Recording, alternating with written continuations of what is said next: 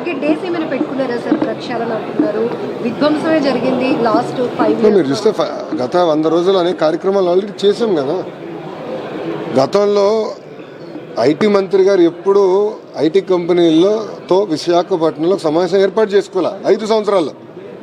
వాళ్ళతో ఎప్పుడు మాట్లాడాల. అది నేను చెప్తాను కదా, వాళ్ళే చెప్పారు, ఆన్ రికార్డ్ చెప్పారు.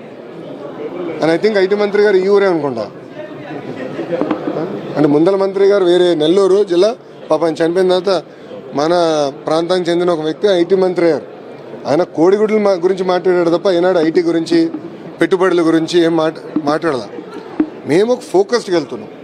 సో ఫస్ట్ 100 days ఉన్న ప్రాబ్లమ్స్ మనం రిజాల్వ్ చేసుకోవాలి. ఇప్పుడు మీరే చూస్తారు, టాటా సన్స్ చైర్మన్ చంద్ర గారు వచ్చారు. గతంలో ఇప్పుడు వచ్చారా ముఖ్యమంత్రి గారు కలిసి? ఆయన వచ్చి ఆంధ్ర రాష్ట్రానికి పెట్టుబడులు ఎట్లా అట్రాక్ట్ చేయాలని దానిపైన ఒక టాస్క్ ఫోర్స్ వేస్తున్నామంటే ఆయన వైస్ చైర్పర్సన్గా ఉంటానని చెప్పారు. ముఖ్యమంత్రి గారు చైర్పర్సన్గా, చంద్ర గారు లాంటి వ్యక్తి వైస్ చైర్పర్సన్గా ఉంటారు. మీరు ఇప్పుడు చూడండి ఎంత యాక్టివిటీ మొదలైన వైజాగ్. కనీసం వైజాగ్ గురించి అందరూ మాడుకుంటున్నారు, ఆంధ్ర రాష్ట్రం గురించి అందరూ మాడుకుంటున్నారు. గతంలో ఎవరు మాట్లాడేవారు కాదు, ఎవరు వచ్చేవారు కాదు, ముఖ్యమంత్రి గారు ఇంటి బయటకు వచ్చేవారు కాదు.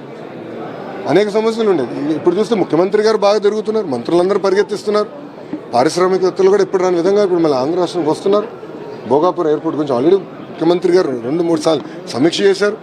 గౌరవ కేబినెట్ శాఖ మంత్రివర్యులు, సివిలేషన్ మంత్రివర్యులు రామ్మోహన్ నాయుడు గారు కూడా సీరియస్గా దాన్ని టైం కన్నా ముందలు చేయాలన్న లక్ష్యంతో పనిచేస్తున్నారు. సో ఇవన్నీ ఇప్పుడు సెట్ చేస్తున్నారు.